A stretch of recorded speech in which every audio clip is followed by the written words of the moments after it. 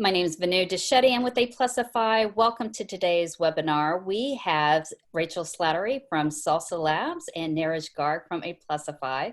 We're actually bridging the two worlds together from software to service. And we're excited to share with you guys some of our learnings from having worked with Salsa and some of our clients on the integration. So welcome to today's webinar. Rachel, I'm glad you're with us. Rachel actually spoke to us last week a little bit about the whole journey of getting your supporters in different realms and nurturing them through the whole process through Salsa, which was very interesting. But today we're going to look at more of the technical side. So Rachel, welcome. Can you tell us a little bit more about Salsa? Sure. So for anyone who's not familiar, maybe you've heard of us, maybe you haven't, Salsa Labs is our company name, and we've got a couple different products that we offer. One of those is our Salsa Engage with Salesforce integration.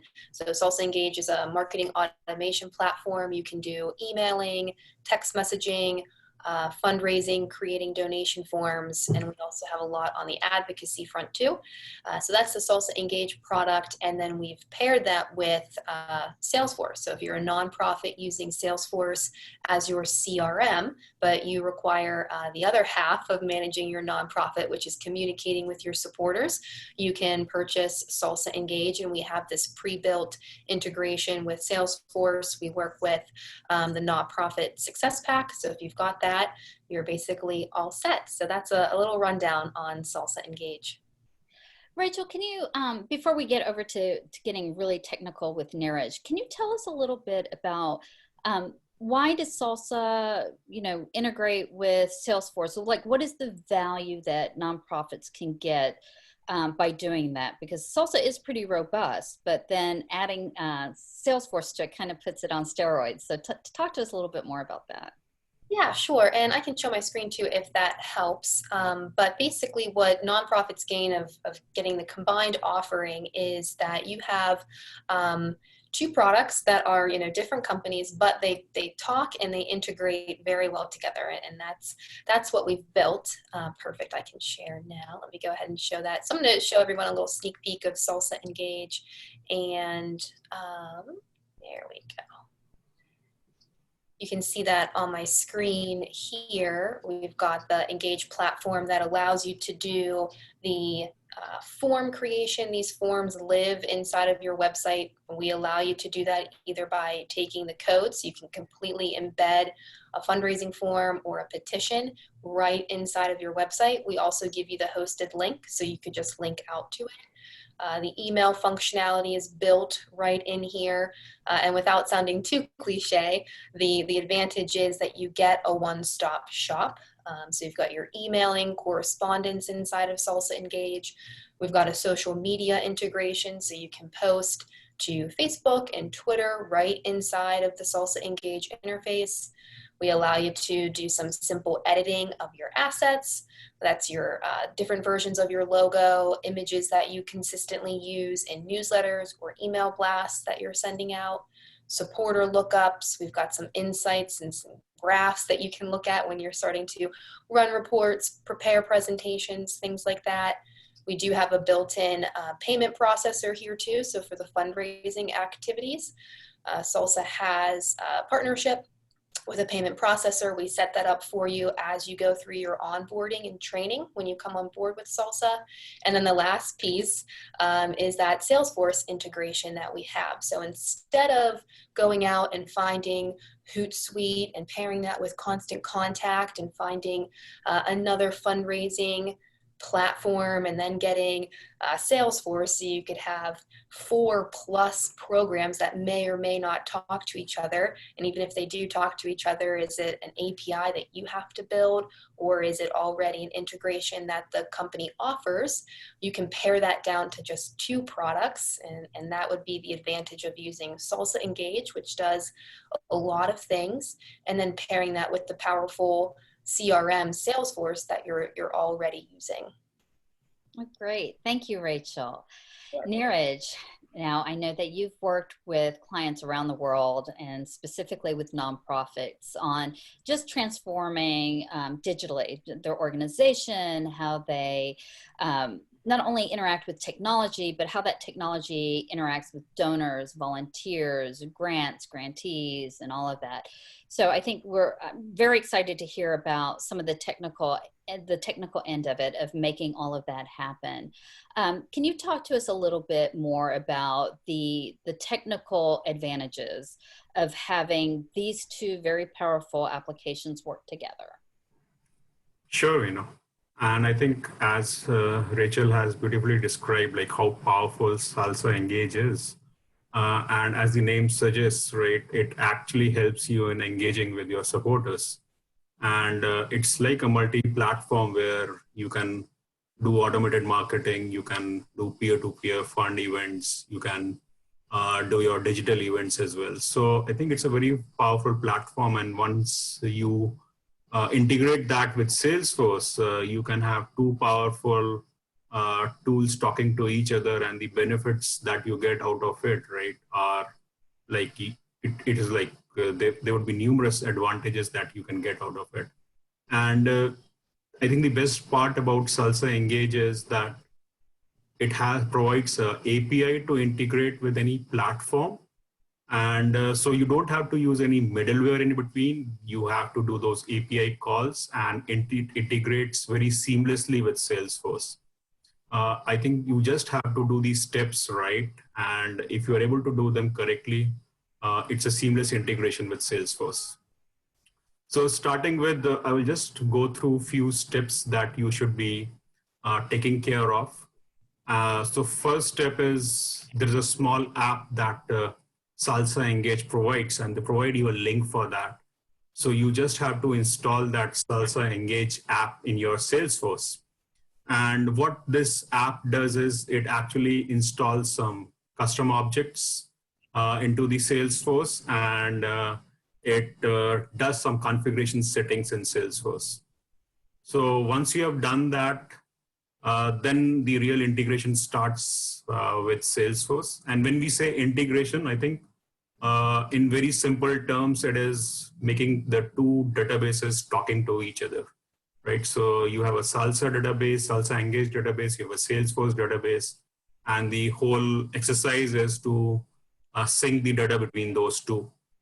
And as we all know, right, we hear a lot about custom objects, we hear a lot about standard objects, and sometimes we hear a lot of questions from the clients like, what are these standard objects and custom objects? So I'll just take a minute to explain you what is a standard object and a custom object. So custom objects and so any object, right, is actually a database table that stores your records. So every CRM or tool provides you standard tables in which you are storing your records. So take an example like Salesforce contacts, where you store information like first name, last name, email ID of your contacts. So these are like standard fields that every CRM provides. Now, you want to add a custom field, like you want to add a field which is actually not there present as a standard field. So it may be like in your contacts table, you want to add a field called communication preferences, which actually tells you how that customer wants himself to be communicated, right? So he may have a communication preference as an email or as an text message, or maybe through phone, right? So it actually helps you understanding your customer better. So what you have done is, by using that custom field, is segment your customer and try to understand him better. So this is all about standard and custom fields. And when you do this integration, the standard fields actually map automatically, and for the custom fields you are given an option whether you actually want to sync the data or you don't want to, right? So it's up to you, and you have to take that step very carefully. And once you have mapped your custom and standard fields, it's more about synchronizing the data in those fields, moving the data from here to here, from Salsa Engage to Salesforce, Salesforce to Engage. And the sequence always is from Engage to Salesforce and then Salesforce to Engage. So sequence goes like that. It's not the other way around. And once you have done your synchronization, integrated the two systems, it's more about checking the system, testing it out, and then troubleshooting the problems that occur. So these are the steps that you have to follow to integrate these two systems. And I think we can talk more about these steps in our slides forward. Before we move on, just to maybe perhaps give everyone some examples of what custom fields might be.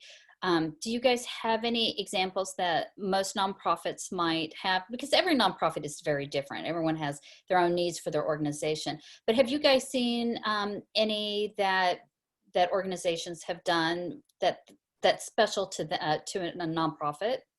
Their specific organization, whether it's one that comes to mind is perhaps it's a volunteer type. Maybe you've got part-time, full-time, as needed. That to me is one type of custom field. Have you seen any others that nonprofits have used? Yeah, so one of the fields can be location of your customers. So in nonprofits and associations, you hold a lot of events, right? So it's always good to know where your customers are located. So it is always good to have events in a place where most of your customers are located, so that you have a higher presence in your events and you are able to run your events better. So location can be one of the custom fields, and we have seen a lot of associations and nonprofits asking for that kind of information to be added in their database. And there can be numerous fields like that. Like I was talking about communication preferences, location is one of the things. So you can have a number of fields like this. You know, another example that comes to mind is also food pantries. You know, the need to keep up with inventory and the type of inventory, whether it's canned goods or paper products, those kind of things.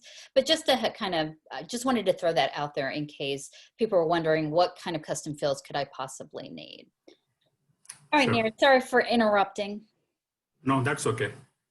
I think going forward, it's very important to identify the most important things that you are going to map because the definition in both the systems is different. So it's important to map them. Like Rachel told in the last webinar, that anyone who is supporting your cause or an event is a supporter. Now he can be a donor, he can be a volunteer. So all the engaged supporters, right, map to the contacts in Salesforce, right? So you should exactly know that the supporters map to the contacts in Salesforce. Similarly, all your donations in Salsa Engage map to the opportunities, and any activity that you're doing in Salsa Engage actually maps to your events or campaigns in Salesforce. So it's very important to understand that kind of mapping before we do any kind of integration. So I would suggest that if you are in the process of integrating the two systems, it's always good to have that kind of documentation in place where you map your custom fields, you map your standard fields, and maybe have a lot of discovery sessions with your business users so that you can get required information from them, whether that field has to be synced or not. Because there is no point in syncing a lot of custom fields from Engage to Salsa or from Salesforce to Engage, because that would be a lot of junk data in either of these systems. So it's always good to have a proper sign-off from your business users on the mapping stuff before moving to the next step. Neeraj, is there ever, in terms of if someone has built custom objects in Salesforce, is there the mapping opportunity? Is this where that mapping kind of planning comes into place here? If you have a custom object in Salesforce and then you have data from Salsa that needs to come over into that custom object, that's something that can that be done, and does that require more of a technical expertise than a simple integration can do? See, custom fields, as I told you, you are given a choice whether you want to map that custom field or sync the data for that custom field. Now you have to make that choice when you are doing this mapping. Because if you miss that kind of information when you are planning these stuff, then once the integration has been done, this causes a lot of errors and issues when the actual users start using the system, because they would be using a lot of information in their reports from which are coming from the custom fields. And since you have not synced that data, so they are going to complain you about a lot of information missing in their reports. So that is why I say it has to be properly planned, and you have to get a proper sign off from the business users who are actually using the system, and try to map the things with their permission. So I would not say you require a lot of technical skills in it. I think it's more of a thorough planning that is required before doing any integration. We do have a question from someone, and it's, why do we need to feed from Salsa to Salesforce, then back to Salsa? Why is that best, and what problems does that avoid? I will give you an example. So if you just do the communication one way, right, then your contacts and supporters will store different information altogether. So the supporter email ID in your Salsa Engage should exactly match with your Salesforce contact email ID, right? Otherwise, what will happen is it will cause a lot of duplicates, right? And when we say duplicates, that is all dirty data that you are feeding into your system. So the communication has to be both ways. It cannot be just unidirectional, especially in case of supporters and donations. So I think moving on, there are 3 scenarios that you will come up with when you're integrating the 2 systems. So the first scenario is when you are using Salesforce as your CRM, and you are actually looking for a marketing tool like Salsa Engage, and but you are not using it and you're planning to use it. So what will happen is, since you're using Salesforce CRM, you will have a lot of data into it, but there is no data present in Salsa Engage because that is something new which you are planning to put in. So it would be, so in this case, it would be just initial one-time sync, because there is no data in Salsa Engage. So you just need to do a sync from Salesforce to Salsa Engage, right? So it's a one-time initial sync, unidirectional. In the second case, it would be that you are using Salsa Engage as your marketing platform and to do other stuff, but you are not using Salesforce as a CRM. So you have a lot of data in Salsa Engage, but since you are not using Salesforce as a CRM and you are planning to implement it, so all the data that would reside would be in that Salsa, and you will have to sync that Salsa Engage data in Salesforce. So again, it would be a one-time sync. All your Salsa Engage records will actually move to Salesforce. And obviously the third scenario is when you're using both Salsa and Salesforce, and then it would be like proper syncing of data bidirectional. You have to move data from Engage to Salesforce. So I again repeat, it has to be Engage to Salesforce and then Salesforce to Engage. So this step is very, very important.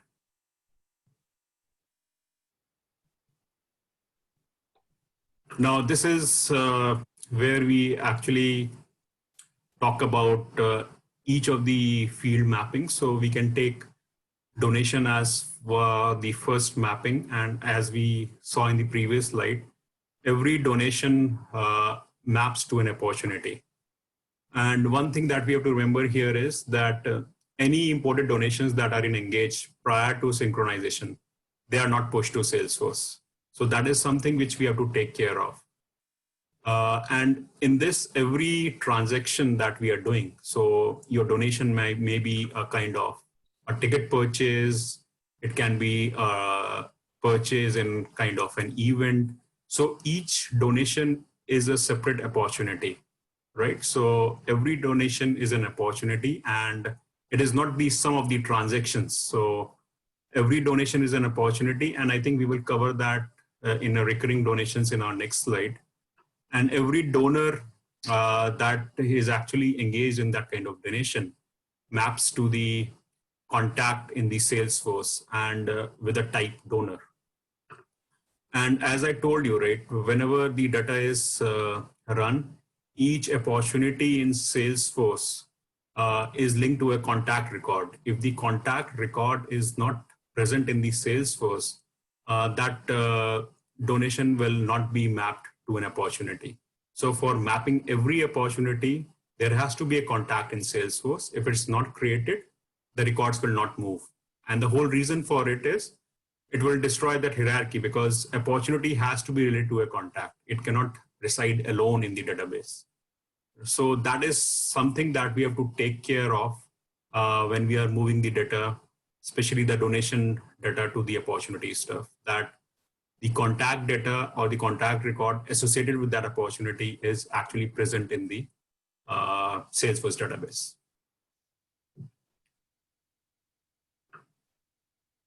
Now moving on, so donations can be recurring donations as well. And as I told you, every successful installment that happens in Salsa Engage creates a separate opportunity in Salesforce, right? So every donation, recurring donation will create a new opportunity in Salesforce. And when we sync this recurring donation, a new entry in the, a new custom object entry gets created in Salsa, a recurring donations object. So this box that you're seeing in gray, Salsa recurring donations, it's actually a custom object that Salsa creates in Salesforce. And this happens when we install the Salsa app in Salesforce. So what does this custom object do? So this custom object actually stores a lot of information about your donations. So it will actually store information like what is the recurring amount that is there for your donation? What is the contact who is actually associated with that donation? Then it will decide dedication, which identifies to whom the donation was given in dedication. The frequency of your donation, it can be a monthly donation, it can be an annual donation, or it can be a quarterly donation. Then it also stores records like payment type, whether the donation was made through a credit card, or it was made online, or it was made through an e-check. And in case someone has to be notified if the gift is dedicated to someone, then the whom the person is, whom the notification has to be sent. So what it does is it stores the donation record and stores a lot of information about it so that you can segment it later and identify and do a lot of analysis on that kind of donor and the donations that you are getting. So it's not a direct sync that happens. The sync happens in a form of a custom object, which then syncs to the opportunities. So you can see in the box, it's like the recurring donation first goes to the Salsa recurring donations custom object, and then it maps to the opportunity. So that is the whole point of creating that custom object in Salesforce. And that is taken care of by Salsa itself. You don't have to do anything about it. You just have to make sure that this custom object has been created.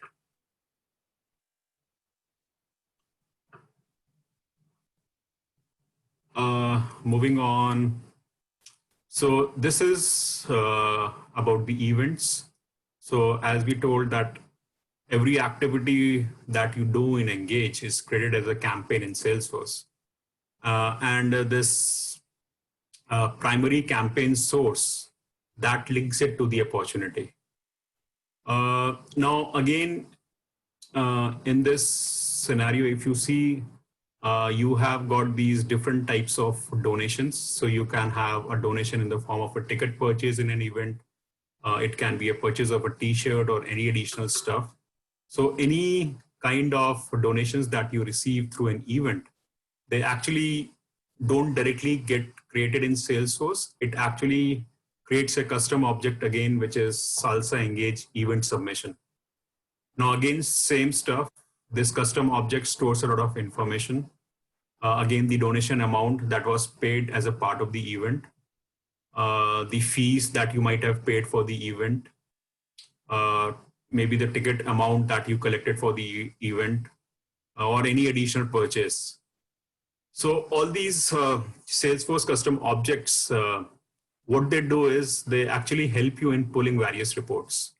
So if you want to see how each of your submission is linked to an opportunity, you can see that. So suppose you want to separate your donations into various segments.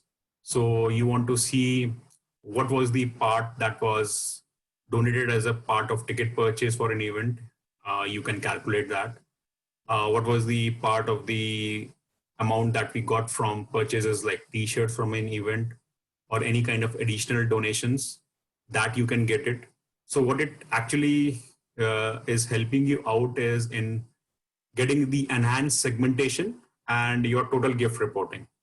So as an example, if someone purchases a free ticket, they will not be created as an opportunity because there is no transaction involved in it, but he will surely be added as a campaign member in your Salesforce org.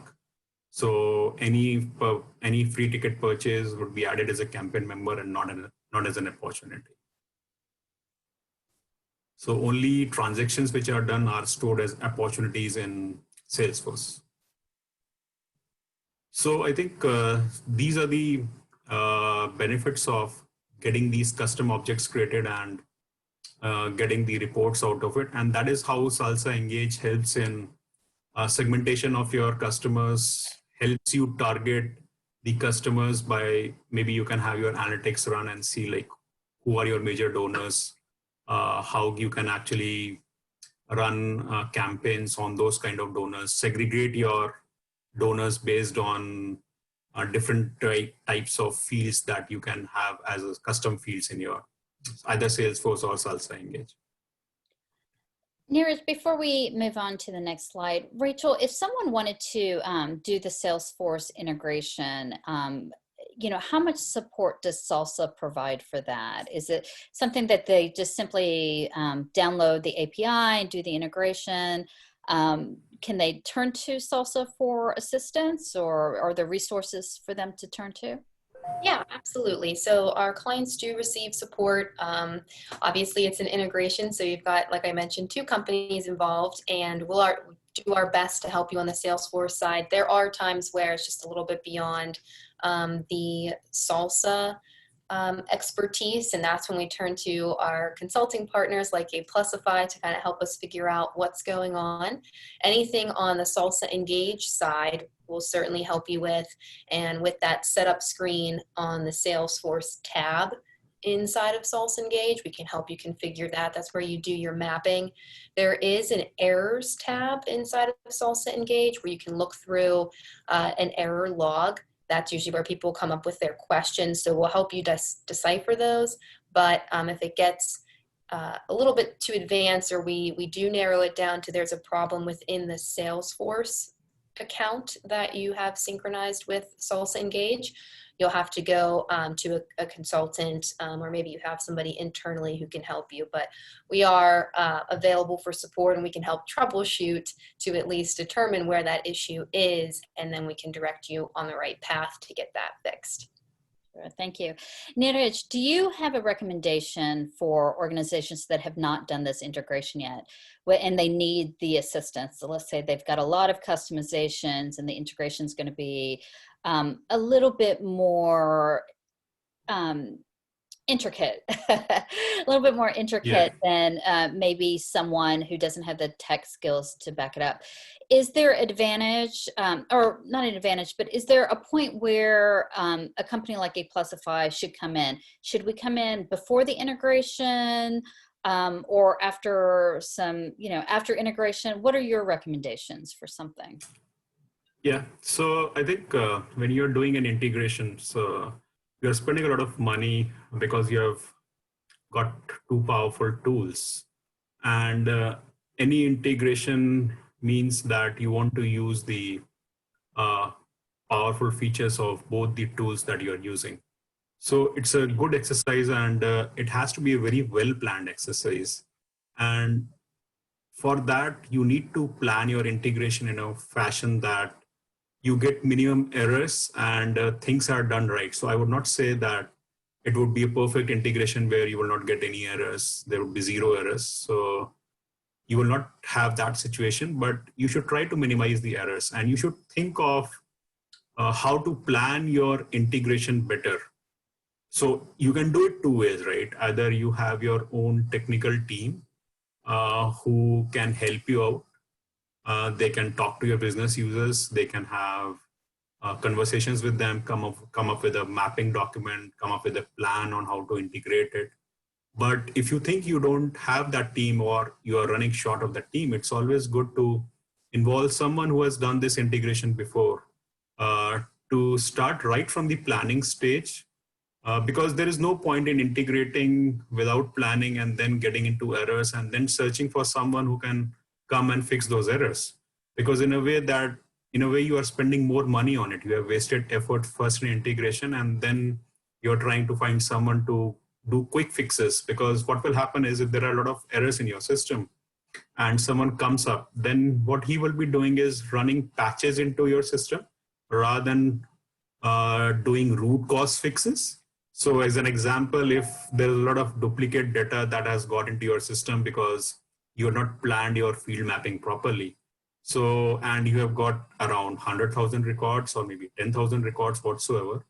And when your users start using it, they will complain that we are getting a lot of duplicate records. So they may come up with 10 records that they find issues with. And when you hire someone to fix those issues, he will go and fix those particular 10 records.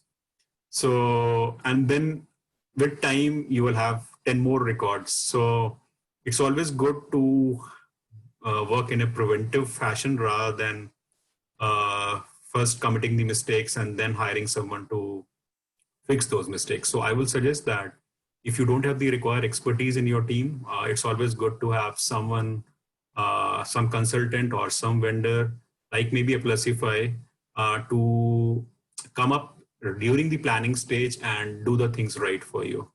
And we have seen a lot of problems with our clients who have done their integration and then they have come to us and said that we have got a lot of issues in the system. Our users are not using it because people, if they don't get to use the new system in the first 3 months, they will never use it, right? They get sick of the issues, then you don't have a support system in place to fix them. So they get sick of using the system and they never use it. So it's better to plan pre-integration and post-integration right at the start of the project. And I think Rachel can throw more light on it because I think she's better just to manage it and see how things go, because she might be getting a lot of things like that and she's recommending how to do things. But the one good thing about Salsa Engage, which I have not found with other platforms, is that Salsa Labs have a great documentation in place. If you go to salsalabs.com, you will get a step-to-step documentation about each and everything. So it will actually tell you how to do your field mapping. It will tell you how to integrate things, then what to do, what is step one, what is step two, things you should take care of. And I've seen them updating their documentation quite regularly. It's not that they have done it first time and then they don't do it. I've seen them updating their documentation with new errors and new fixes quite regularly. And I think they have a great support team as well who are ready to help you out whenever required. And that has been our experience with working with the Salsa team, which is very different from other products that we have worked with. Good. Well, I'm glad that you guys have had that experience. We do try really hard to keep clients and partners up to date on any changes. And that's a good point that you make. And we do see that frequently. Whereas if you're using something like Salesforce that's got a lot of bells and whistles, and it's important that you understand it, starting out, like you mentioned, being proactive on understanding the integration and exactly where the data is going.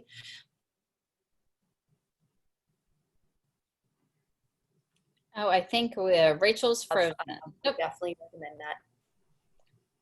We got you back, Rachel. You froze there for a second, so we lost that last sentence. Sorry, I just said I do recommend having someone step in initially to make sure everyone is set up for success from the start instead of having to untangle. Yeah, and you know, the other thing I've heard when discussing with our developers and our team and our clients is that there really needs to be buy-in from the whole organization and different departments and what their needs are. It's when you do an integration, it's just not about the IT end of it or the member or the fundraising end of it. We have to take into account what the volunteer coordinators need and what operations might need and all of that, and how they look at data and how that all comes together and what is the output that they need. If that's not taken into consideration, then the setup part of it, you may go through setup, but the output's not what they need and it's not an efficient use. And, you know, any platform that you buy into is quite an investment. So you want to make sure that you're getting out of it what you need. Now, we talked a little bit about troubleshooting, and I know, Neeraj, you wanted to talk a little bit about that, because no matter how well planned you may be, problems are bound to arise. It just happens. It's part of life. But how you deal with those is a different story. Yeah, and I think with Salsa Engage, you have got that errors tab, as Rachel told in the beginning of the session, where you can actually see all the errors that are coming up, and they're quite descriptive in the sense that you know what errors you are getting, and it's always good to go to that section, understand what the errors are, and try to fix them. And some of the common errors that we get very frequently are because there is a sync, and I hope that you have done your field mapping very correctly. You have revised it, thoroughly done it. But still there may be something like some of the Engage records could not be sent to Salesforce because the last name was missing. And we see that problem quite often. And in Salesforce, last name is a mandatory field. So what you have to do is you have to go to all these kind of missing data and fix them manually and then run the sync again. There is no other solution to it. Okay, so it's always, and that is why I stress a lot on planning, because these are, I think, small things if you can take care of in the beginning, where you know that something is mandatory here, something is not mandatory here. And if there are, and one of the things that you should also do in field mapping is, I think, check on your data validation. So you need to understand what data is missing between these two systems. So there may be some records which are mandatory in Salesforce, but are actually missing in Salsa Engage. And since they are missing, you cannot do anything about it, because you cannot just fill in data into it unless you get that data from your business users.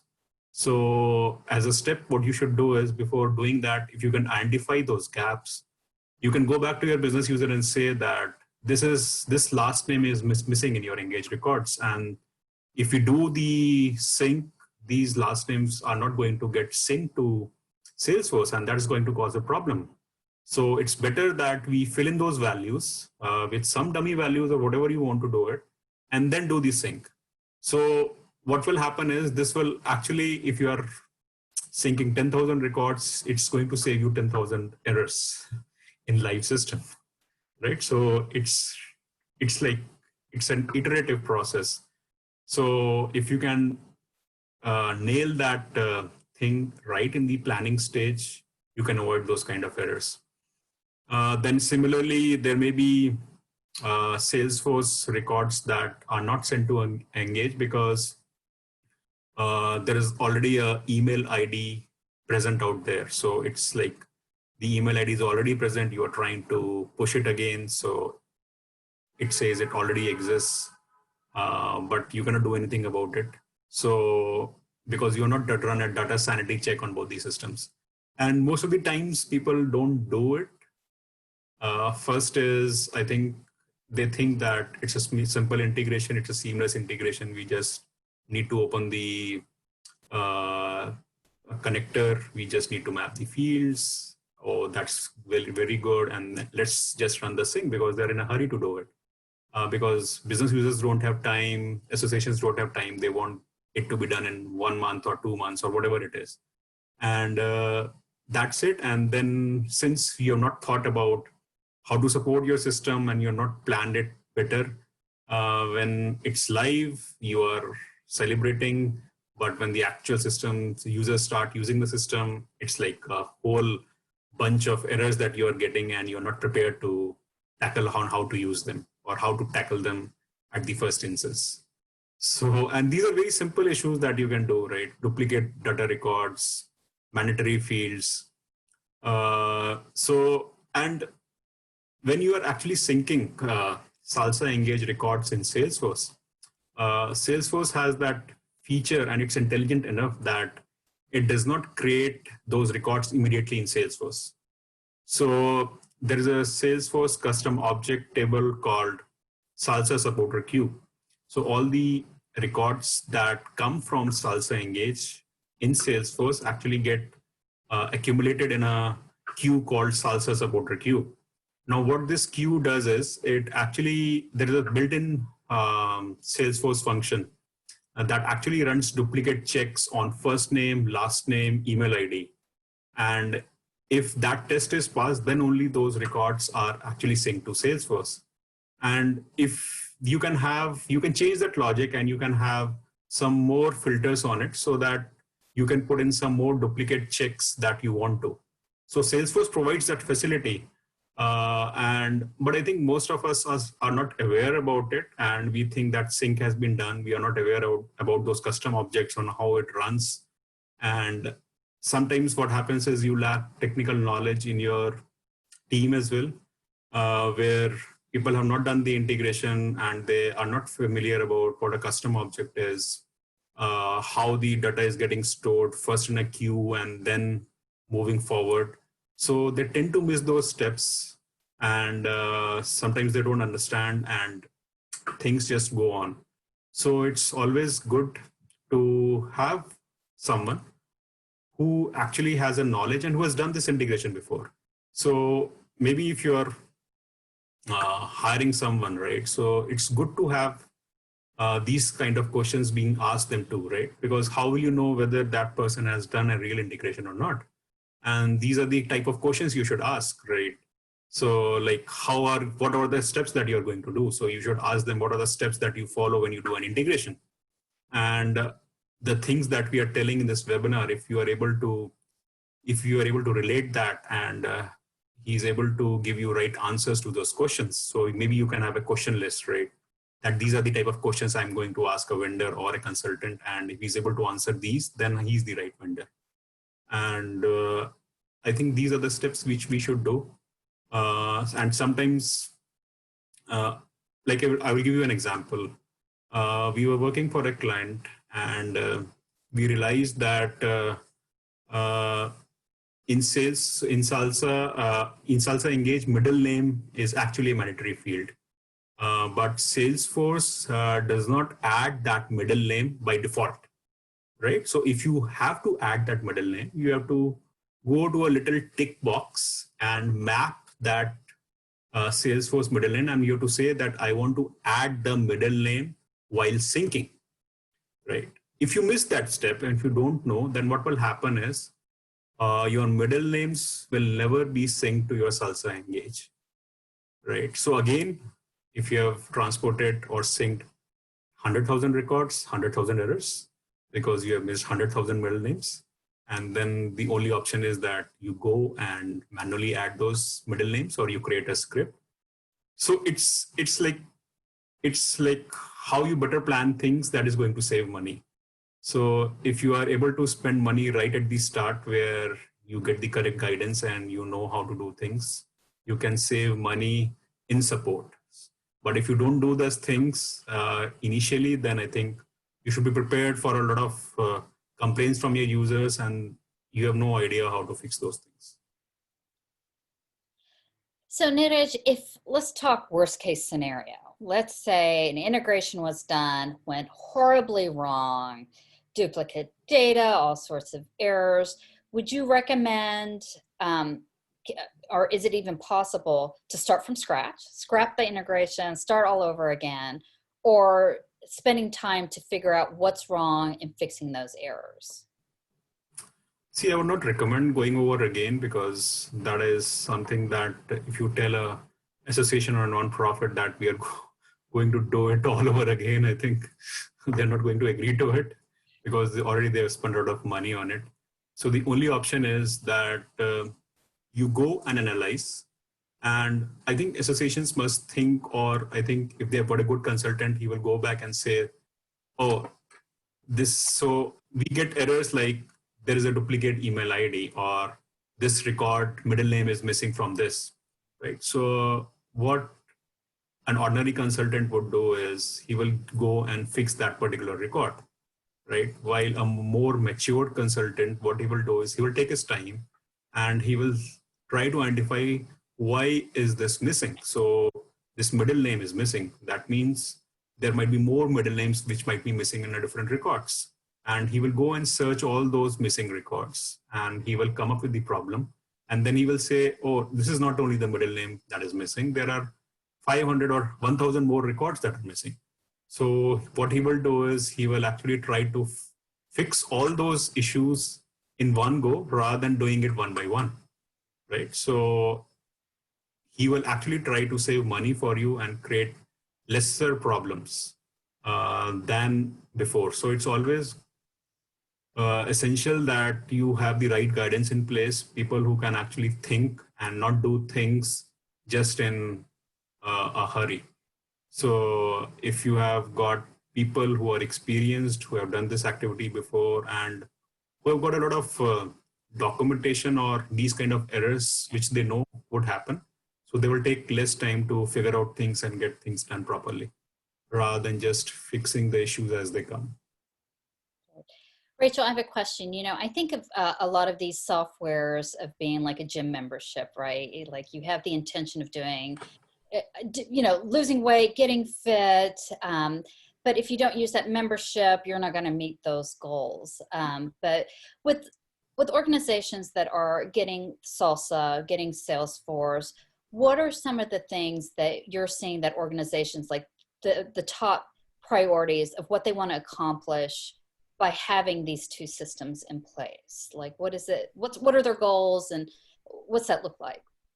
Sure. I would say the number one goal is they want to be more efficient, and that's definitely the time saver aspect of it. So instead of having to export reports and data out of one system and then import them into another, you can save time by having looking for products that have an integration. So that's one goal.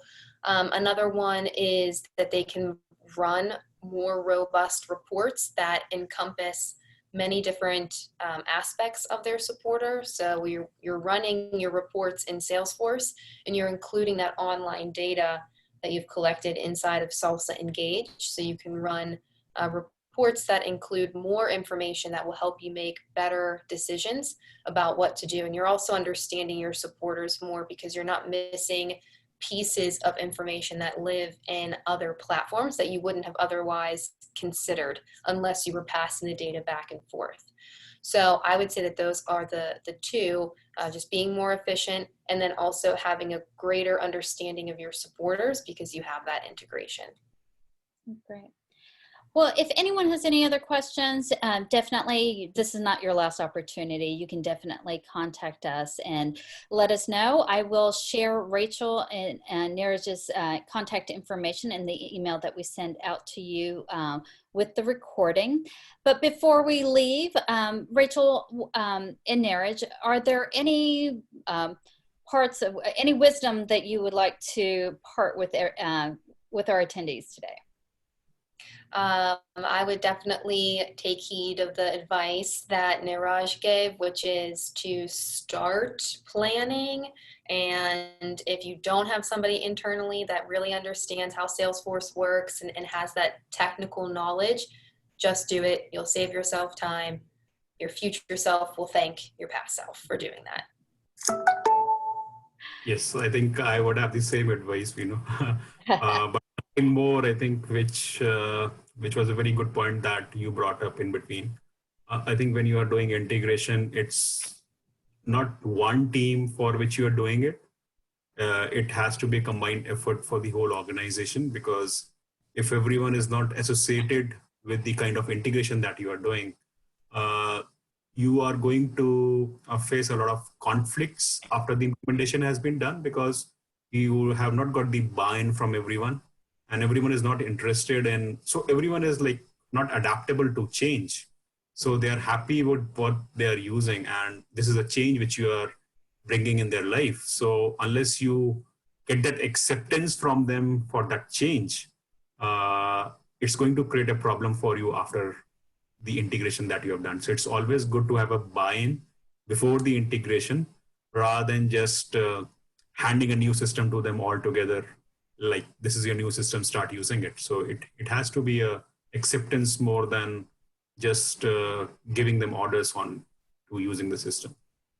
Right.